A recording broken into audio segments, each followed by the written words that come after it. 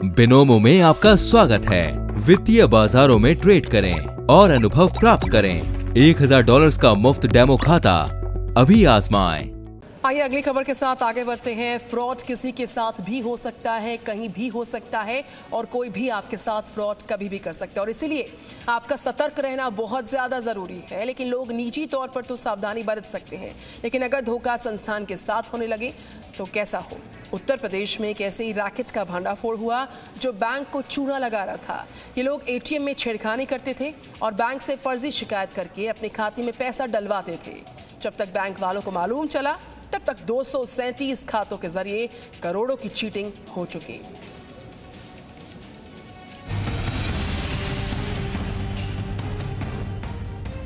एक, दो, तीन, चार, 5, 6 शातिर टीचर्स का ये सुपर 6 गैंग अब उत्तर प्रदेश पुलिस और एसटीएफ के हत्थे चढ़ा है। इन्हें देखकर आप अंदाजा भी नहीं लगा पाएंगे कि इन बदमाशों ने पूरे बैंकिंग सिस्टम को धोखा देकर करोड़ों रुपए का आपराधिक फर्जीवाड़ा किया है।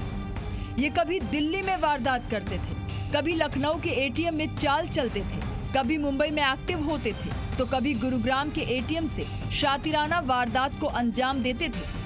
एसटीएफ और नोएडा पुलिस के ज्वाइंट ऑपरेशन के बाद एक ऐसे गिरोह का पर्दाफाश किया है जो एटीएम में छेड़छाड़ कर बैंक को करोड़ों का चूना लगा चुके हैं।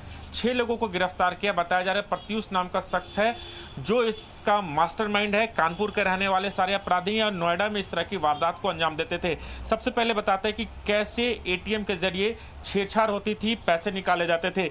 ये शातिर चोर सबसे पहले करते थे कि अपने जानकार या कुछ गरीब लोगों का अकाउंट खुलवाते थे जीरो बैलेंस में आरबीएल बैंक के में, और उसके बाद अकाउंट खुलवाने के बाद उसके अकाउंट में पैसे डालते थे और इसके बदले जिनका अकाउंट होता था उन्हें कमीशन दिया जाता था।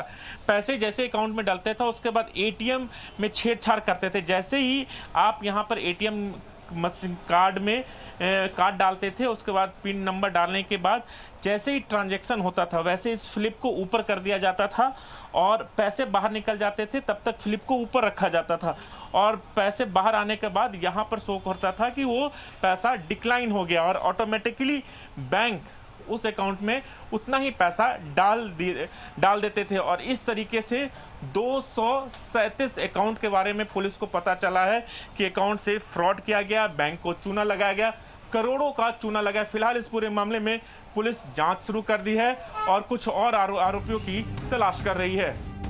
इस गैंग के फर्जीवाड़े का खुलासा तब हुआ जब नोएडा में आरबीएल बैंक के कुछ ब्रांचेस में फ्रॉड की शिकायतें आने लगी। बैंक के विजिलेंस विभाग ने जब इसकी पड़ताल शुरू की तो ये पता चला कि फ्रॉड का एटीएम कनेक्शन है। एटीएम में कैश शॉर्टेज हो रहा है, तो हम लोगों ने इंटरनल एनालिसिस किया कि क्यों हो रहा है। तो हमें कुछ सस्पिशियस ट्रांजैक्शन आइडेंटिफाई हुई। जब हमने उनको आइडेंटिफाई किया, उनको और एनालिसिस किया, तो हमें वहाँ पर एक आदमी, एक पर्टिकुलर आदमी हमने आइडेंटिफाई किया सीसीटीवी के थ्रू, जो आता है और उन ट्रांजैक्शन को करता है। तो ऐसे ही हमारा नोएडा सेक्टर 63 में भी एक एटीएम है, वहाँ पे भी एटीएम शॉर्टेज नोटिस की गई थी। तो वहाँ पर भी जब हमने रिव्यू किया सेम, तो वही आदमी हमें वहाँ भी दिखा। तो अकॉर्डिंगली हमने पुलिस लॉ एनफोर्समेंट को एजेंसी को अप्रोच किया और एक कंप्लेंट फाइल करी। ये भी पता चला कि ये गिरोह पिछले 2 साल से इस धंधे में शामिल है और इस गैंग का सरगना प्रत्यूष बीएससी पास है। पुलिस की पूछताछ में पता चला है कि इस गैंग के बदमाश जिनके खातों का इस्तेमाल चीटिंग में करते थे, उन्हें भी कमीशन दिया करते थे। अब तक ऐसे 237 खाता धारकों के बारे में पता चल चुका है जिनका इस्तेमाल इन बदमाशों ने किया है। बेसिकली इनका टारगेट आरबीएल बैंक होता था, जहाँ पे कुछ टेक्निकली इनके जो प्लान्स थे वो ज़्यादा सक्सेसफुली उसको कर पाते थे। हम लोगों ने इसमें 6 लोगों को अरेस्ट किया है। हम लोगों ने इनसे बहुत सारी पूछताछ की है। इनके पोजीशन से हम लोगों ने कुछ कैश बरामद किए हैं, लेकिन कैश का अमाउंट बहुत ज़्यादा नहीं है। उसके बाद इनके पोजीशन से 54 एटीएम कार्ड्स मिले हैं। बाकी एक गाड़ी को यूज़ कर रहे थे, वो गाड़ी हम लोगों ने बरामद की है। यूपी पुलिस एसटीएफ के हत्थे चढ़े इन शातिरों में से ज्यादातर कानपुर के भोगनीपुर इलाके के रहने वाले हैं, लेकिन पुलिस को शक है कि इस इंटरस्टेट गैंग ने आरबीएल बैंक के अलावा कई और बैंकों के साथ ऐसा ही फर्जीवाड़ा किया है। नोएडा से राजू राज के साथ bureau report, ji media. Presenting V News app, available on Google Play and App Store. Download it now.